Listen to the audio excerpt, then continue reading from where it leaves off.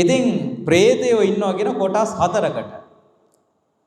කොටසක් තමයි කියන නිජ්ජාමත්තක්ඛන්දික. ඒ කියලා කියන්නේ ඒගොල්ලන්ගේ ශරීරවල දාහය තියෙන්නේ. ගිනි ඇවිලිලා තියෙන්නේ. එතකොට එක තැනක බුදුරජාණන් වහන්සේට මුගලන් මහරහතන් වහන්සේ කියනවා ස්වාමිනී භාග්‍යවතුන් වහන්සේ මම දැක්කා කියලා කියනවා ප්‍රේතය කොටසක් සිවුරු පොරවගෙන යනවා. අහසින් යනවා පාත්තර සිවුරු බඳපටි දාගෙන ඉන්න සෙරෙප්පු දෙක ඔක්කොම ගිනි අරන් තියෙනවා. ආයේ කණ්ඩ බොණ්ඩ අඳින්න වෙලාවක් නිදා ගන්න වෙලාවක් නෑ. දැන් අපි හිතන්නකො මෙහෙම. දැන් අපි ලිපට අත දාගෙන ඉන්නවා. දැන් අපිට වෙන දෙයක් කරන්න පුළුවන්ද? අපි වෙන කිසි දෙයක් ගැන හිතනවද? අපිට බඩගින්න පිපාසයව මුකුත් හිතනවද? නෑ. මේ වේදනාව විතරයි අපිට දැනෙන්නේ. ආන් ඒ වගේ තමයි මේ പ്രേත කොටසට ගින්දරෙන් පිලිසි ඉන්නේ. සමහර ඒ දැන් එක තැනක තියෙනවා ඒ പ്രേතයා පිඹුරෙක් වගේ. එයාගේ මුළු ශරීරේම ඔළුවෙන් ගින්දර හට අරගෙන පිලිසීගෙන යනවා නකුට ගාවට. නකුටෙන් ගින්දර අරගෙන පිලිසීගෙන යනවා ඔළුව ගාවට.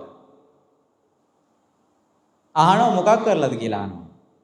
එක්තරා පසේ බුදුරජාණන් වහන්සේගේ කුටියට ගිනි තියලා. මොකක් හරි එතකොට ඉතින් ගිනි තිබ්බ තරහට. දැන් නිරේ ගිහිල්ලා ඇවිල්ලා പ്രേත ලෝකේ ඉපදුනාන් පස්සේ නිජ්ජාමත්තක්ඛන්දික පින් අනුමෝදන් වීමක් නැහැ. ඇයි පින් අනුමෝදන් වෙන්න තරම් මානසිකත්වයක් එයාට නැහැ. කොච්චරවත් පිච්චි තමයි ඉන්නේ. ඔය සත්තු අල්ලලා ගින්නට දාපුවාම පණ පිටින් සත්තු පුච්චනවා. මරාගෙන කනවා. එතකොට මොකද වෙන්නේ? ඔන්න ඔය තමයි කර්ම සකස් වෙනවා.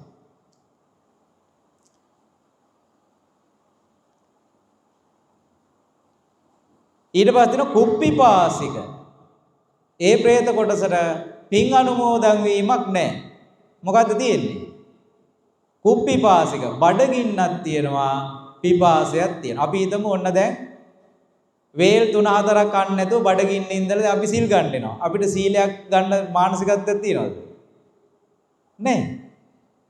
වැඩක් කරන්න මානසිකත්වයක් තියනවද? නැහැ. වෙන දෙයක් අපි මේ වේලක් දෙකක් නොකා ඉඳලා කලන්තේ වගේ. මේ කුප්පිපාසික කියන പ്രേතය යම් දවසක මේ പ്രേත ලෝකෙට ආවද ඒතා කාපු කෑමක් සිහි කරන්නේ නැහැ. බීපු වතුර පොදක් ගැන සිහිපත් කරන්නේ නැහැ. කිසිම දෙයක් නැහැ. දැන් අපි සාමාන්‍යයෙන් වතුර පූජා කරන්නේ නැහැනේ කාටවත් නේද? ඔයගොල්ලෝ කරනවද? ඇයි කරන්නේ නැත්තේ? වතුර තියෙනවනේ, ළිඳෙත් තියෙනවා. හැම තැනම තියෙනවා. ඉතින් කවුරුත් වතුර පූජා කරන්නේ නැහැනේ. වතුර තියෙනවා කියන එකයි වතුර පූජා කරලා පිනක් රැස් කරනවා කියන එකයි දෙකක් නෙමෙයි. එහෙනම් ඉතින් කරන්න බෑ. දැන් අපිට මේ වතුර අපි පූජා කරනවා. වතුර තියනවද නැද්ද කියන එක නෙමෙයි අදාළ වෙන්නේ. වතුර පූජා කිරීමේ පිනක් අපි රැස් කරන්නේ. තේරෙනවද? වතුර දැන් තියෙන සමහරුන්ට මේ කුප්පිපාසික කියලා උපදින්නේ වතුර පොදක් දීලා නැහැ කාටවත්. ඉතින් සමහරට එයා හිතන් ඉන්නේ නැති මේ වතුර ඉතින් ඕන තරම් මිනිසුන්ට තියෙනවනේ. දානෙකට ගියත් වතුර තියලා තියෙන. ඉතින් වතුර පූජා කරන්නේ මොකටද? වතුර දීලා නැහැ කාටවත්. කෑම දීලා නැහැ. සමහරට කෑම තියෙන මිනිස්සු ගොඩාක් හැමෝටම කෑම තියෙනවා. ඒකට කාටවත් දෙන්න අවස්ථාවකුත් නැහැ. අපි මේක වෙන්නේ නැති බැරි කෙනෙක් හොයලා දෙනවා කියන අදහසින් ඉන්නේ ඒගොල්ලෝ.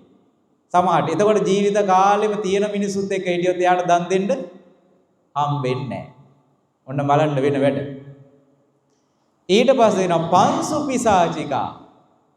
ඊළඟ പ്രേත කොටස මොකද්ද? පංසු පිසාචිකා. ඕන් ඉතින් ඔය පස් ගොඩවල් වල, කසල ගොඩවල් වල, අපවිත්‍ර තැන් වල, වැසිකිලි වලවල් වල ඒ වගේ තමයි ඒගොල්ලෝ උපදින්නේ. ගොඩාක් විමාන වස්තු වල එහෙම තියෙනවා. සමහර අය පොදු වැසිකිලි උපදිනවා ගිහිල්ලා. එතකොට මේ പ്രേත කොටස ඉන්නේ මේ වැසිකිලි.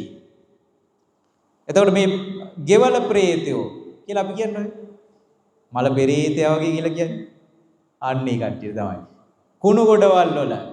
එතකොට අපිරිසිදු තැන් වල මේ සෙම්සොටු සැරව දාන තැන්වල ඊට පස්සේ ඔය රෝහල් වල අපවිත්‍ර දේවල් දාන තැන්වල මේගොල්ලෝ උපදිනවා. එතකොට ඒවා අනුභව කරමින් තමයි ඉන්නේ. වෙන පින් අනුමෝදන් වීම නැහැ. බලන්න මිනිස්සු අතකින් අතකට දෙයක් දීලා නැහැ. දානයක් දීලා නැහැ. මිනිස්සුන්ට උදපදවයක් කරන්නේ නැහැ. මෛත්‍රියක් වඩලා නැහැ. මනුස්ස ලෝකේ ඉන්න නිකම්ම ඉඳපු කට්ටිය තමයි. එතකොට මනුස්ස ලෝකේ මග වියදන් ටික මෙහෙ ඉවර වෙනවා. ඉවර වුණාන් පස්සේ මේකෙන් පල්ලට වැටෙනකොට කොහටද වැටෙන්න තියෙන්නේ? പ്രേත ලෝකෙට තමයි වැටෙන්න තියෙන්නේ. ඒකනේ වැඩිපුර කොටසක් പ്രേත කියන ආත්ම වල උපදින්නේ අයියේ.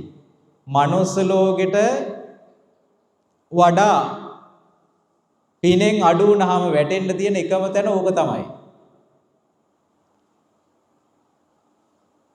දැන් දෙවියන් අතර කවුරු හරි ඉපදිලා හිටියොත් එයාට දෙවියන් අතර භුක්ති විඳින පින අඩු වුණාන් පස්සේ එයාට මනුස්ස ලෝකේ උපදින්න අවස්ථාවක් තියෙන්න පුළුවන්. ඇයි?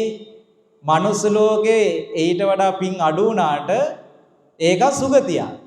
හැබැයි මනුස්ස ලෝකෙ ඉපදිච්ච කෙනෙකුට ඒ අවස්ථාව නැයි අවස්ථාව නැත්තේ. එයා ඉන්නේ අන්තිම සුගතිය. අන්තිම සුගතියේ ඉන්න කෙනාට ඒ සුගතියට තියෙන පුණ්‍ය කර්මය අවසන් වුණාන් පස්සේ එයා කොහොමත් වැටෙන්නේ දුගතියට. දැන් මේ අපි ඉන්නේ මොකේද එතකොට ඉන්නේ?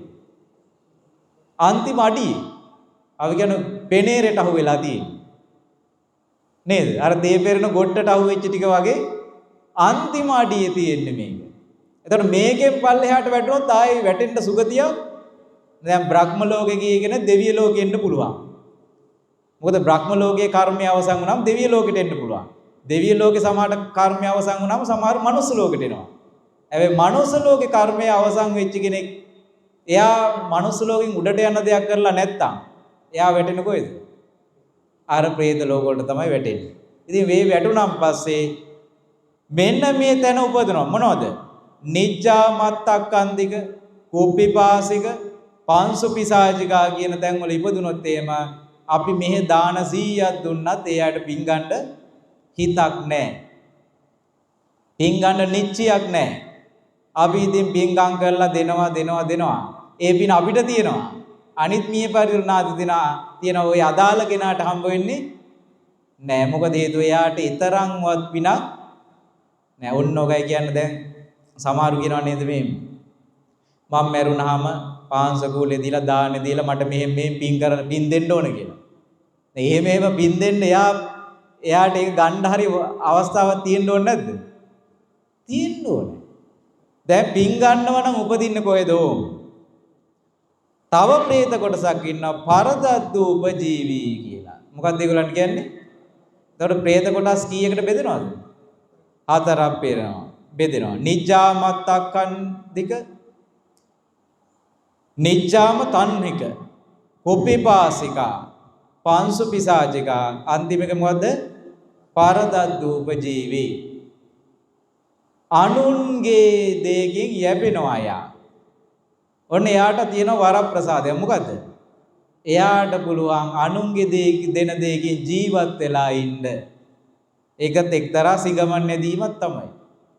මිය පරලෝ ගියපුවාම ඒගොල්ලන්ගේ ඥාතීන් හරි දෙමව්පියන් හරි දූ දරුවන් හරි යාව සිහි කරලා යම් කිසි පුණ්‍යස්කන්ධයක් රැස් කරලා එයාට අනුමෝදන් කරොත් ඒ පින අරගෙන එයාට සැපවත් වෙන්න පුළුවන්. වෙන ක්‍රමයක් නැහැ. එයාට ගේ ආයුෂයේ වර්ණයේ සැපේ බලය ලබා ගන්න පුළුවන්. එතකොට ඔන්න ඔය പ്രേත කොට පින් දෙන්න කෙනෙක් හිටියේ නැත්තම් ඉතින් ඒකත් එයාට නෑ. දැන් අපි ගත්තොත් දැන් අපි මිය පරලෝකයට පින් දෙනවා. දැන් සමහර මිනිස්සු ඉන්නවා එහෙම පින් දෙන්නේ නැහැ, දන්නේ නැහැ. සමහර මිනිස්සු ගාව එහෙම ක්‍රමයක් නැහැ. එතකොට මොකද වෙන්නේ?